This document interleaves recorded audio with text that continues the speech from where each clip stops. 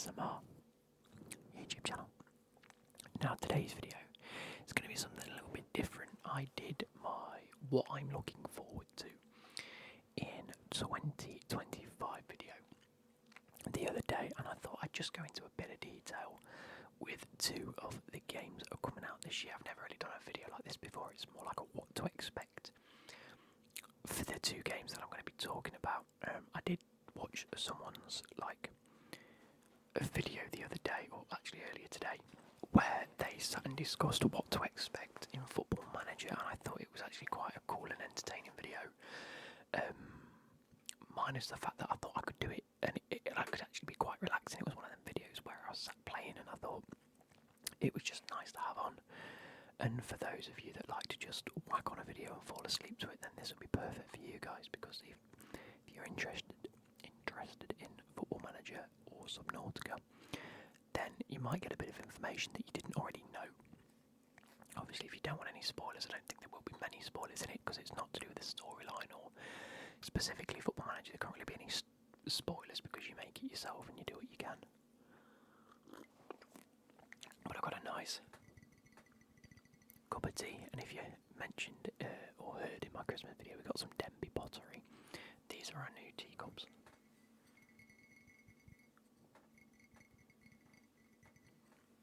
So yeah, I'm going to try and make this one nice and relaxing for you guys. I'm going to make sure I'm whispering throughout all of it. And so, yeah, that's pretty much it. So I hope you guys enjoy. I'm going to sit and play some Football Manager 24 once I've done this anyway. And this will just be quite a relaxing video, I think. I'm not expecting to go overboard with anything. So the first one I want to talk about is Football Manager 2025. Now this is coming in March. Typically it comes out, when does it usually come out? Like a late October, early November. However, as you can see there, on the 10th of October, they said it was delayed until March 2025, which was a huge upset. Now, if you didn't already know, Football Manager 25, they are moving onto the Frostbite engine, I believe. The Unity engine, my bad. They're switching onto the Unity engine, which has allowed for them to update a lot of things within the game, i.e. the interface and the way that the game will look. Not specifically work, but how it will look. So, with that being said, it's been a massive overhaul for them, and we knew it was coming maybe a year or two ago. They did say that 24 would be the last on the original engine that they've been using. And obviously they integrated like a 3D version maybe 10 years ago now, maybe 2015, 16 sort of time. And so this is another 10-year sort of generational jump where they're moving on to something else. However, it has been a bit of a nightmare for them, and they haven't had anything working. Wow, my light's just gone out again.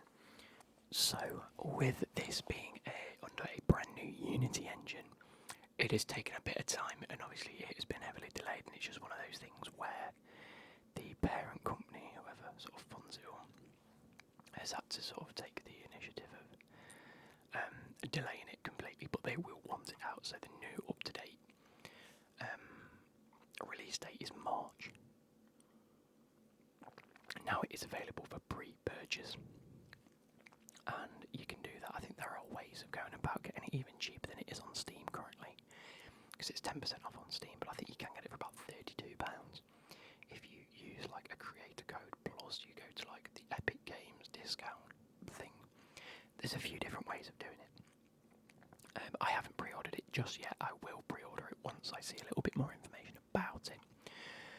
However, there are a lot of new changes. I'm just going to go through what it says about the game, and then we'll go through some screenshots. So it says the future starts here after 2 decades of innovation.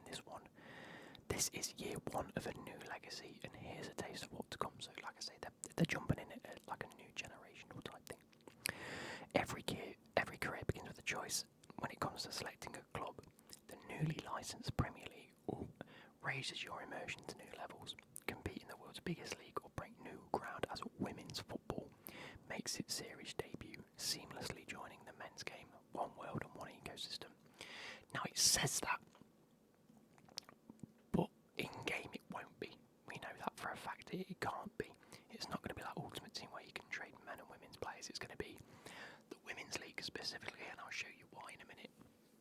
And men leagues on their own, and women's league, because you can't. It says flex your tactical prowess and uncover a playing style that unlocks the joy of watching your team play football how you want it to be played. Whatever match day throws at you, feel the passion of every passage of play, blah blah blah. Or with our switch to the Unity engine, FM's biggest technical and visual advancement for a generation. Again, this is going to be massive. I think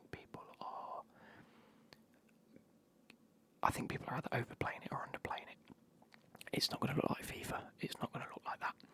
It's going to look like a very old, out-of-date FIFA, if that makes sense, because FIFA is all about the graphics, whereas Football Manager is all about the tactical analysis and things like that, and just the in-depth career mode, if that makes sense. So it's not about graphics for Football Manager, but they are trying to update it, and hopefully with this one, as buggy as it's probably going to be, and it is probably going to be quite buggy, I think that it unlocks the potential for them to then spend a couple of years really, really revamping it and working on the player faces and things like that. So, a slicker, smarter UI delivers a key info when you need it, empowering you to delve deeper to gain the edge of your rivals.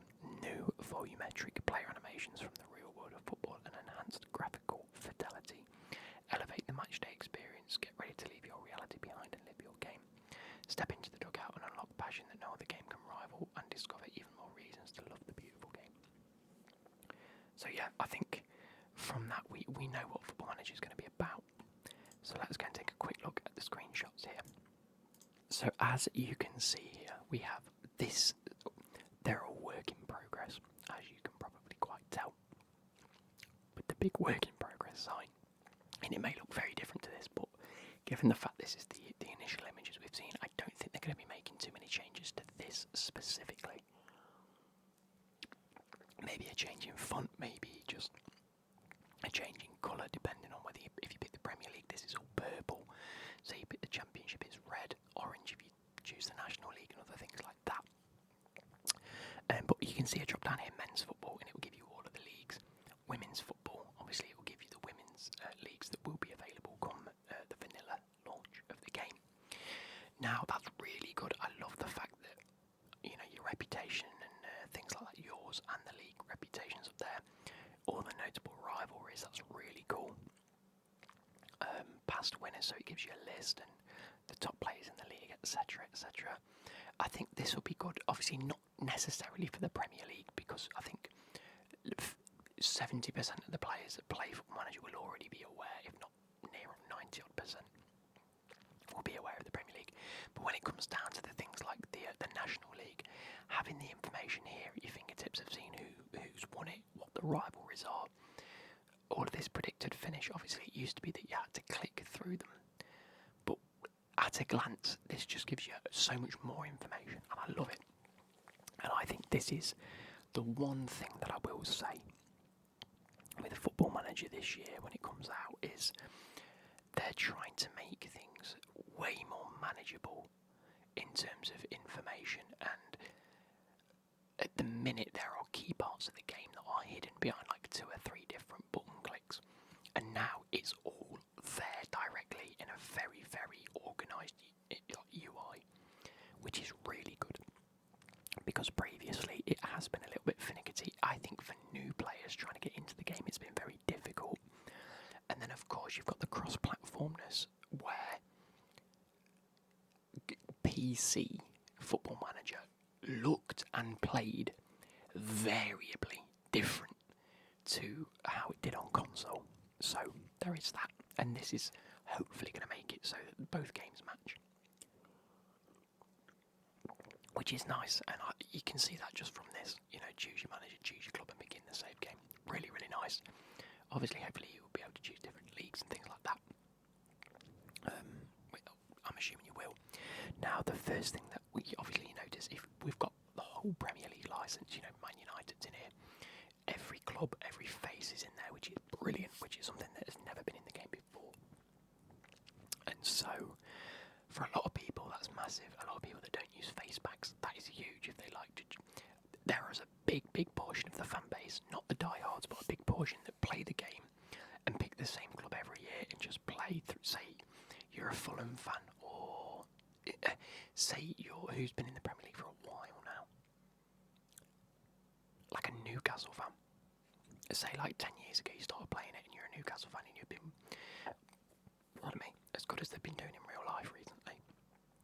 They've been taking them from maybe the Championship upwards and trying to win the league, and that is their goal every year. Now they officially get everything that's needed for them. Brilliant. On top of the fact that for the majority of people, it will really help fund having the Premier League licence. Will really push wider spectrums. Like, they'll have had to pay a lot to get it, but it will then also like snowball in the future and hopefully bring in a lot more funding and things like that, just for having these types of players promote the game and the league promote the game and things like that. So it does work. Again, for the majority of people that use face packs and badges, it's not really going to make much difference because you import it anyway. Maybe that might change going forward, you might not have to. And B, it might be a little bit more difficult now that they've got these licenses. There might be a bit like, we don't want you to mod the game as much anymore, so you'll have to wait and see. I hope not. So here we can see they've used Brighton as an example. Their squad, it has the Amex Elite Football Performance Centre, which is really cool to have it named each time. And these, as far as I'm concerned and as far as I'm aware, are clickable. So if you want to see the first team and then bring up the squad list, you go, click the first team and it comes up. And it gives everything: current ability, potential ability, key players for the team. Atmosphere, that is your squad dynamics, or what used to be the squad dynamics. And it will tell you, your match cohesion and your player support, things like that. Squad registrations down here, so you can see who's in it, and it's just a click of a button instead of having to go click a drop down, find the one that you want, click it, and then all of this other stuff. It's just here at your fingertips. Who's away on international duty, squad feedback, promises, targets, all of this stuff that you might not even use on a day-to-day basis. Medical centre and training plan. This looks really neat, and this seems a lot better than it ever has been. It used to just be on a calendar, and it used to be well annoying to try and find and sort out. It's got better in recent years, but now this is what I think is quite a big part of the game nowadays. Not that I use it very much. The only time I really tend to use it is starting at a new club and just making sure my pre-season is set to tactical, because then they bring in the tactics quite a bit. And obviously medical centre and the youth setup, I love the fact that you don't have to go to a whole new, like, under squad, sort by under 19s, under 21s, development players, to have a look at your squad, or go to what used to be down on the left hand side, development centre. Oh, they're my youth players. I love the fact that you can just have a quick glance and click, bang, okay, cool. Same with recruitment, I'm assuming that's going to be, what's it called? I'm assuming that's going to be your transfer centre, shortlist, loans, in, out, sort of all this stuff, clauses, contract clauses, things like that. That could be very, very good. Individual players then, so say you were to go through to your first team and click a player, or you've searched a player, comes across them. This all looks exactly the same as far as I'm concerned. It's got still the same stats, everything's fine in this middle sector. What's key for that specific position and what's needed. Their fitness down here is really nice, happiness is really nice, their form, great, bands, all of this stuff. Seasonal stats, appearances, goal, average rating, traits, really good to have that there. Similar info here, including height. Their weight is gone, which makes me think that they've taken out the I never really understood why weight was a big issue. I know a lot of people swore by it. I don't. I just pick a player based on who they are. I don't even really look at height in terms of, unless it's a centre back and a goalkeeper. They're the only times I really look at height. I don't particularly play with like target forwards anyway, so height up front really doesn't make a difference. And obviously it just makes things a little neater. And the best thing is here is you get to see whether it's 3.5, 4, 4.5, 5 star for each position in terms of their selected role and their rating within that role, which is kind of cool. And obviously all their information above board. You can then go through like personal performance, career and comparison. I like that these are on like little tabs, because for the majority of players you will only be looking at the overview anyway, so that's fair, absolutely fair. Yeah, I think it's really cool. Moving on, again, it's only work in progress, it might change by then. Again, this just gives you the example of the female players. Again, Frank Kirby, and obviously these will all be in comparison to other female players. So Acceleration 17, that is not saying that she's the same pace as Mitoma. I don't think they've really changed. Oh, they have changed a few things. They're not saying that she's like as fast as Mitoma. It's just in comparison to other females in the game, and that's just her stat. If you're playing in the female leagues, we have a fast player. You want it to be cohesive. You don't want to jump from the men's football to the women's football and see a completely reduced level of gameplay. You just do your head in. So that'll be kind of cool. And again, everything else stays the same. Transfer value, you can see is an absolute monumental difference, which is kind of cool. Although it doesn't have caps and things like that, which it should have. Anyway, and then we've got one for Evan Ferguson there. That is literally all the screenshots we've got. That's everything, so I can't wait for them to actually announce more. I'd love to see, where is it? I'd love to see the recruitment side of things. On the pitch, that will be your tactical setup. Obviously, club, I'm assuming that's where you talk to the board and things like that. A bit of a weird one, that. But then portal, club, I'm assuming is staff and things like that as well. Director of football interacting with the board. What else comes under club? It's got to be a few things like medical centre, things like that, although that's here. So, a bit weird. And then the portal is what is overtaking your, what is inbox at the minute. I'm assuming that's just going to give inbox, like how we see it at the minute with inbox, social feed and news. I'm assuming they're just going to give 3 like little things. And your inbox is all here on your left hand side. Everything else has stayed relatively the same, and I'm assuming the gameplay is going to be similar. So, pardon me, I can't wait to see more about this. I really hope that it is as good as people really want it to be. And they really have, really have pushed it to a sort of new level in terms of the UI and the usability for people. As you can see, it has Xbox and USB controller support, which makes me think that this is going to be exactly the same as what's coming to console, which is really, really good for console users. And that they're not using a stripped back model of the game, which at the minute has been a bit of a shame.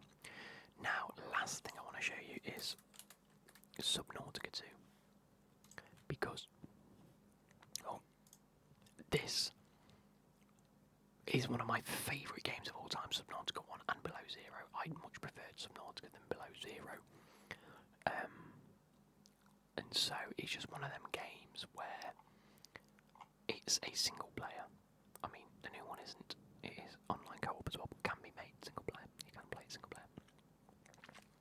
Early access is coming in 2025. I'm assuming that's like, I want to say summer / autumn. I want to see it around that time, which could be really good. Anyway, Subnautica 2 is set. It's an underwater survival action game set on an all-new alien ocean world, so it's not going back to the original world. It is on a new world, and it's the next chapter in the Subnautica universe. So, as far as I'm concerned, it is the follow-on from the Subnautica 1, hence why it's Subnautica 2, and it's not like a prequel. New world, new adventure. A new world awaits alongside an all-new story. You are a pioneer travelling to a distant world, but something is amiss. The ship's AI insists you carry on the mission. Big fan of that. The world is too dangerous for humans to survive unless you change what it means to be human. What creatures, intelligent or otherwise, await your arrival? Really, really can't wait to see what story they've gone with. I've really actually enjoyed both stories that the previous games have had. I enjoyed the first one because it was brand new and it was like a whole new level of game. I really enjoyed Below Zero because the storytelling and sort of like the thing behind, you don't know who the bad guys are, who the good guys are, was really cool. So I can't wait to see the story for this. Explore with friends, play alone, or with up to 3 friends in an online multiplayer co-op where they're exploring mysterious ruins. Love that. Building custom bases. That is one of my favourite aspects of the game, is building a really nice looking base. Or adventuring deeper into the world, and I love that because it means we're going deeper than ever. I think we'll go way low. The challenge of this planet will test, your ingenuity and ability to adapt in unexpected and curious ways. I want to see more like new vehicles and exploration and things like that. What I would love is for, say how we had the Sea Glide, and it does look like it's changed to these, and I'll go through the images soon. wrist sort of propellers. I want there to be something where you don't have to use a vehicle to go really, really deep. I want there to be something where we can just explore. See, look how deep this looks, and they're just in the middle of nowhere. They're not in anything. Do you know what I mean? They're not in a vehicle, and I'd love to be able to just go as deep as you can without having to have a vehicle. Survival depends on utilising the right tools alongside basic equipment such as your scanner and flashlight. You'll find recipes for more advanced tools, equipment and submersibles. No, pause that. And submersibles, where are we?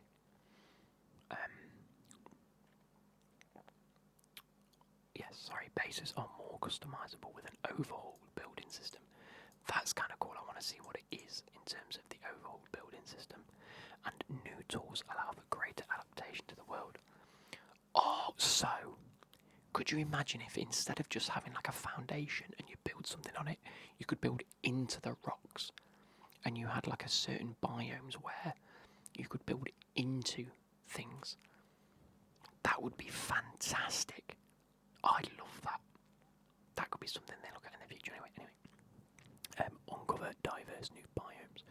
From towering underwater cliffs to lush coral fields, this aquatic alien world is brimming with vibrant and breathtaking biomes, each teeming with diverse ecosystems and unique creatures.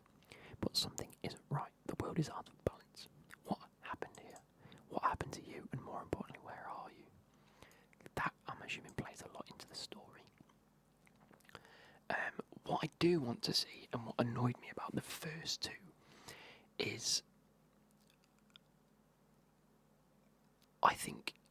I struggle to understand what creatures were in what biomes and what plants were in specific biomes, and trying to find things. And obviously, once you scan things, you understand it, and that's one of the whole parts of the game, which I'm happy to do.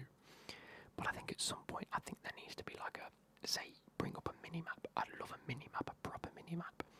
That is a bit like, imagine Minecraft. You don't see the mini-map unless you've already been there and explored it. Or there is a basic, like really, really basic map. Imagine like your World of Warcraft, where if you haven't been there, you don't see it, but you can still zoom out and see the average area. And obviously you don't know what's there until you scan something that says, oh, this has unlocked this biome. And then you can see what things are there, just to make things a little easier for people. Study mysterious life forms. Uncover a rich world full of mysterious life forms, from the smallest fish to the largest leviathans. That makes me want to shit myself. Scan creatures to learn more about them. Use your biosampler. That's a new thing, isn't it? A biosampler. To take samples for study. So maybe you don't just scan plants anymore. You have to actually like sample the bio. But then maybe you unlock more recipes than just scanning things. As you learn more about the world, evolve your genetics to adapt your body for survival. There we go. That's what I think plays into what I'd like to see, where you don't have to use vehicles to go to places, but you adapt yourself with like crafting things. That's kind of cool.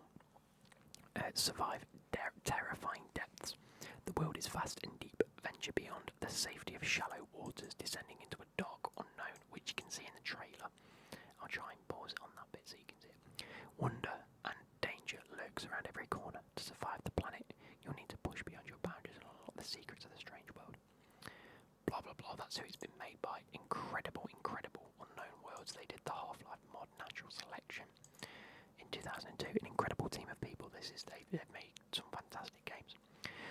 Early access. It'll be early access game, meaning it will be in active development at release. You may encounter bugs in development features and performance issues. We will be adding additional biomes, creatures, craftables, and narratives as we proceed. Join us in early access and help shape the future of Subnautica 2. So they did this with Below Zero, and Below Zero ended up becoming a completely different game. So whilst you paid to play early access, you ended up buying 2 games, which I really enjoyed actually. So let's see if I can get to the bit of the here. So can you see how they get sucked in through this thing? Now, whether that ends up being a nod to maybe some fast travel elements, things like that, where you can travel to different parts of different biomes just by going through wind tunnels, or maybe it's a key part of the actual story itself.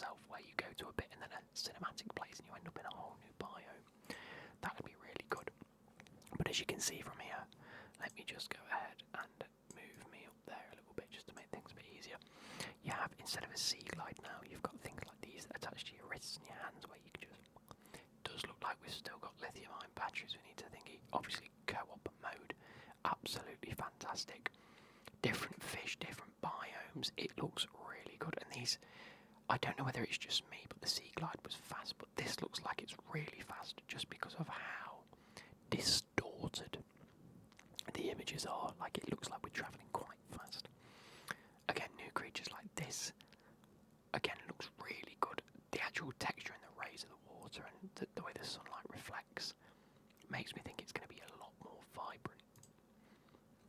Obviously, more new creatures, crabs. I think they're not new, are they? They were in below zero. But these look new. Obviously, that looks something to do with a prawn soup by the looks of things.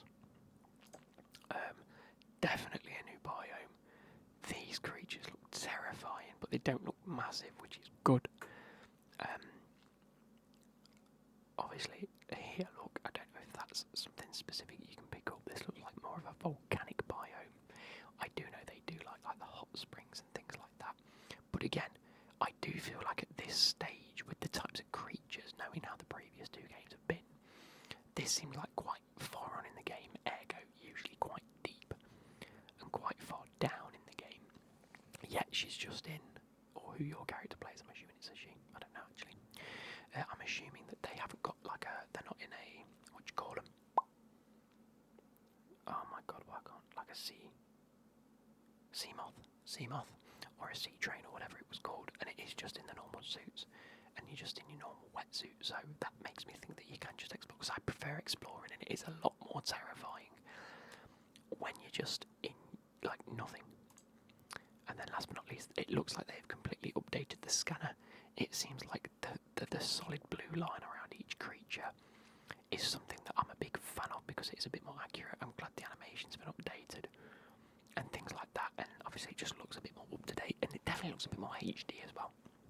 So that's the last one that we see. I am really, really looking forward to this. Really, I've added it to my... oh, here we go. Let's just see. Oh, and of course, a massive addition to the game is co-op. So as you can see here, you're down below, you're in just a normal wetsuit, and then this lady arrives, and this is like the announcement of co-op games. Maybe it is a fact that this person is integral to the story and you do meet other people. There's a load of fish, look, that we saw in one of the screenshots.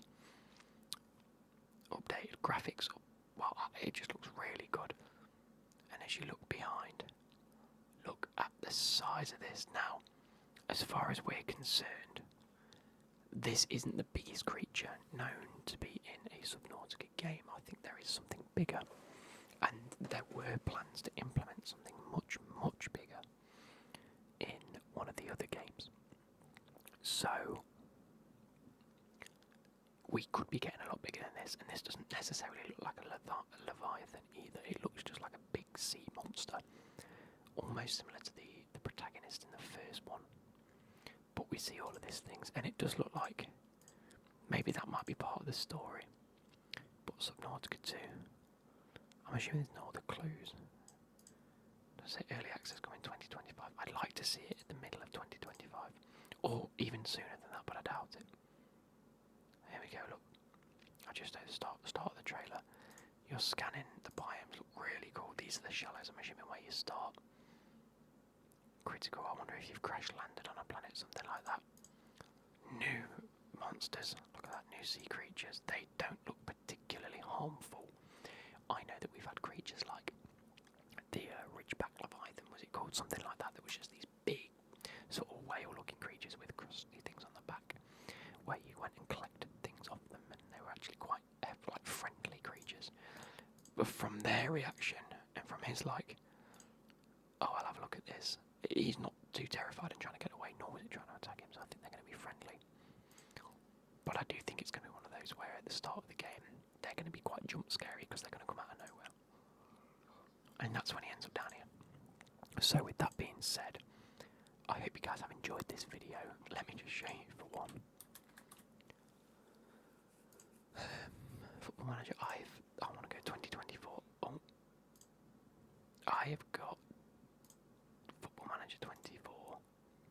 properties, I've had how many hours played did it say? How do I see that profile?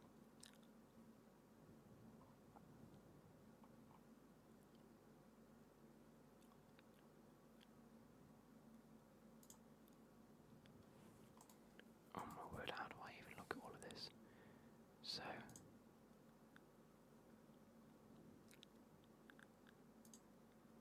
I played it, so all the football, can I get the ones that aren't installed? So Football Manager 2024, I played 243.9 hours of, so I've played plenty of it. Football Manager 2015, 97 hours. 16, 52 hours. 18, 44 hours. I think 19 was the one I played the most. 293 hours. 2020, 313. 267 of 21. 311, 22. 284, 23. And now coming on to 24, I've got 234. I'm not even close this year compared to how I used to play. Oh, I thought I'd absolutely smashed it this year, but so what's that? 21's my highest. No, 2020. 313. 311. 293. So it's up at almost 300 hours played. Each touch didn't play. 4 hours of touch. 18 touch. No. I didn't really play 2016 much, did I? I can't remember. I mean, it looks better then than it did. Anyway, I've taken up far too much of your guys' time. Hope you guys have enjoyed this, and I'll catch you later. Bye.